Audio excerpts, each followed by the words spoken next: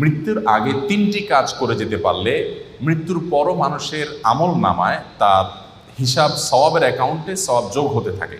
3টি আমল নবী করিম সাল্লাল্লাহু আলাইহি ওয়াসাল্লাম বলেছেন, ইদা মাতাল ইনসান, মানুষ যখন মারা যায়, ইনকাতা আনহু আমালুহু, তার সমস্ত আমলের দুয়ার বন্ধ হয়ে যায়, ইল্লা মিন সালাস, তবে 3টা আমলের দুয়ার মানুষ মারা গেলেও বন্ধ হয় না। নাম্বার 1, কোনো মানুষ যখন মারা যায়, যদি সে কোনো উপকারী ইলিম রেখে যেতে পারে, উপকারী জ্ঞান রেখে যেতে পারে। একজন মানুষকে কোনো একটা কিছু আপনি শেখালেন, কাউকে শিখতে সহযোগিতা করলেন, উদ্যোগী হলেন, তাকে শিক্ষা দিলেন, জ্ঞান দিলেন, সে আপনার শিক্ষা থেকে শিক্ষিত হয়ে, আপনার ইলম থেকে উপকৃত হয়ে সে তার জীবনকে আলোকিত করলো, অন্যদেরকে আলোকিত করলো। তো এই ধারা যতদিন চলতে থাকবে, আপনি এটার প্রতিষ্ঠাতা এবং ফাউন্ডার হিসাবে আপনার আমলনামা আল্লাহ তাআলা সওয়াব দিতে থাকবেন।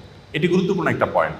সেটি জাগতিক কোনো উপকারী শিক্ষা হতে পারে, আবার দ্বীনি এবং ধর্মীয় শিক্ষা হতে পারে।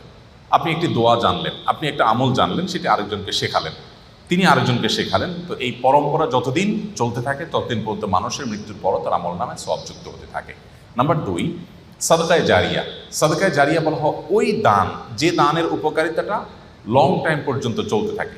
আমরা সাধারণত ওয়ান টাইম দানে বা এককালীন দানে অভ্যস্ত, অথচ দানের জন্য আমাদের সবচেয়ে বেশি লক্ষ্য রাখা উচিত কোন দানটা সবচেয়ে বেশি লাস্টিং করবে, অর্থাৎ যেটার উপকারিতা দীর্ঘমেয়াদে থাকবে। ধরুন আপনি একজন গরিবকে 200 টাকা দিয়ে দিলেন, 500 টাকা দিয়ে দিলেন, এর চেয়ে উত্তম তার জন্য এমন একটা ব্যবস্থা করে দিন যে সেখান থেকে দীর্ঘমেয়াদে তার উপকারিতা সে পেতে থাকবে। আপনি একটা বৃক্ষরোপণ করলেন, বৃক্ষরোপণ করা সেটা আপনার নিজের বাড়ির ছাদে হতে পারে, আপনার ব্যালকনিতে, বারান্দায় হতে পারে। আপনি একটা গাছ লাগালেন, একেবারেই জাগতিক একটা বিষয়। এই গাছের অক্সিজেন আপনি ভোগ করবেন, এর ফল ফসল আপনি ভোগ করবেন, বাট আপনি নিয়তটা যদি এটা করেন, নবী করিম সাল্লাল্লাহু আলাইহি সাল্লাম সাদকায়ে জারিয়া হিসাবে গাছ লাগাতে বলেছেন। তিনি বলেছেন, মা মিন মুসলিমিন ইয়াগরিসু গারসান আও ইয়াজরাউ যারআ, কোনো মুসলমান যদি কোনো গাছ লাগায়, কোনো ফসল করে, এবং সেখান থেকে যদি কোনো পশু পাখি খায়, কোনো মানুষ খায়, কোনো পোকামাকড় খায়, কোনো কীট পতঙ্গ খায়, তাহলে তার সওয়াব পাবে। এটি সাদকায়ে জারিয়া, যে আমি মরে যাব কিন্তু আমার গাছের এই সওয়াব আমার আমলনামায় যুক্ত হতে থাকবে। আমি যদি 2-4-10,000 গাছ লাগিয়ে যেতে পারি, 200-400 গাছ লাগিয়ে যেতে পারি, তাহলে সেখান থেকে কিছু গাছও যদি টিকে যায়, এবং যতদিন টিকবে মানুষ অক্সিজেন পাবে, ছায়া পাবে, ফসল পাবে, ফল পাবে, মানুষের মৃত্যুর পর এই আমলটার সওয়াব যেতে থাকবে। তো এই সাদকায়ে জারিয়া, আমি একটা মসজিদ করলাম, একটা মাদ্রাসা করলাম, একটা স্কুল করে দিলাম, আমি একটা হাসপাতাল করে দিলাম, অথবা এত বড় লেভেলে করতে পারছি না, আমি যতটুকু পারি ততটুকু করলাম, তো এটা আমার মৃত্যু পরবর্তী জীবনে অনেক বেশি উপকার আনবে। নাম্বার 3, নেক সন্তান। সবচেয়ে বড় পয়েন্ট এটি যে আমাদের সন্তানদেরকে যদি আমরা আল্লাহমুখী করে যেতে পারি, আল্লাহর সাথে পরিচয় করে দিয়ে যেতে পারি, কোরআন এবং হাদিসের সাথে তাদের রিলেশন করে দিয়ে যেতে পারি, এই সন্তান যখন দোয়া করবে মৃত্যু পরবর্তী জীবনে সেটা উপকারে আসবে। নবী করিম সাল্লাল্লাহু আলাইহি ওয়াসাল্লাম বলেছেন, একজন জান্নাতীকে আল্লাহ তাআলা তার জান্নাতে যে স্টেজে তিনি আছেন, যে স্তরে আছেন, যে লেভেলে আছেন, সেখান থেকে হঠাৎ করে অনেক উপরে উঠাই দিবেন।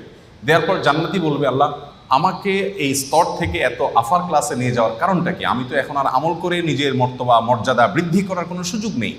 তখন আল্লাহ তাআলা বলবেন, তুমি পৃথিবীতে যে সন্তান রেখে আসছো, সে তোমার জন্য যে দোয়া করেছে, তার প্রতিটি দোয়ার ফলশ্রুতিতে তোমার মর্যাদা এখানে বৃদ্ধি হচ্ছে। এই জন্য মানুষের নেক সন্তান বা সুসন্তান রেখে যেতে পারলে, তারা যদি মা বাবার জন্য দোয়া করে, সেটা অনেক বেশি উপকার আসে। আমরা আজকাল আমাদের মৃত আত্মীয় স্বজনের জন্য অন্যদের কাছে দোয়া চাই। অন্যদের কাছে দোয়া চাওয়া নিষেধ নয়, সেটা চাওয়া যেতে পারে, কিন্তু সবচেয়ে বড় কথা হলো সন্তান এবং পরিবারের সদস্যরা তারা দোয়া করবেন, এবং তাদের দোয়াতে যে নিষ্ঠা থাকবে, তাদের দোয়াতে যে ঐকান্তিকতা থাকবে, যে আন্তরিকতা থাকবে, সেটি অন্য 10 জনের দোয়াতে কখনোই আসবে না। সেই জায়গা থেকে আমাদের চেষ্টা করা উচিত। আমি সর্বশেষ যে পয়েন্টে কথা বলতে চাই খুব সংক্ষেপে, সেটি হলো আমাদের অনেক প্রিয়জনকে আমরা হারিয়েছি। তাদের মৃত্যুর পর আমরা জীবিতরা তাদের জন্য কি করতে পারি? নাম্বার 1, সবচেয়ে বড় করণীয় হলো তাদের জন্য আল্লাহর কাছে দোয়া করা। আল্লাহ রাব্বুল আলামিনের কাছে মৃত ব্যক্তির জন্য জীবিত ব্যক্তির দোয়া অনেক বেশি উপকারী।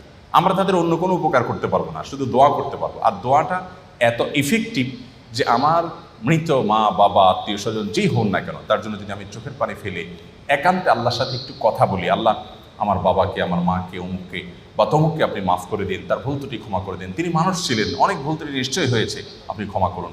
আল্লাহ তাআলার কাছে এই জিনিসটা অনেক বেশি প্রিয়। তো আমরা মৃত ব্যক্তির জন্য দোয়া করব। এই জন্য আপনি খুব গুছিয়ে কিছু বলতে পারছেন না, আপনি শুধু চোখের পানি ফেলতে জানেন, মনে মনে আল্লাহর কাছে চাওয়াটা পেশ করেন। আপনি আপনার বাবার, আপনার মায়ের, আপনার আত্মীয় স্বজনের জন্য মাগফিরাত আশা করেন, ক্ষমা আশা করেন, নাজাত আশা করেন, মুক্তি আশা করেন, জান্নাত প্রাপ্তির নিশ্চয়তা আশা করেন। শুধু এই কথাটাকে আপনি নিবেদন করেন, দুরূদ পড়ে আল্লাহ তাআলার কাছে দোয়াটা নিবেদন করেন, ইনশাআল্লাহ আল্লাহ তাআলা দোয়া কবুল করবেন। আল্লাহ তাআলা কোরআনে ঘোষণা দিয়েছেন, তোমরা দোয়া করো, আমি দোয়া কবুল করবো। অতএব মৃত ব্যক্তির জন্য দোয়া করাটা হলো সবচেয়ে প্রয়োজনীয় আমল, যেটি আমরা চলতে ফিরতে উঠতে বসতে আনুষ্ঠানিকতা ছাড়াও করতে পারি। দোয়ার জন্য কোনো আনুষ্ঠানিকতার কোনো প্রয়োজন নাই। আপনি কর্মক্ষেত্রে আছেন, হঠাৎ আপনি নিরিবিলি বসে আছেন, আপনি মনের দোয়া শুরু করে দেন।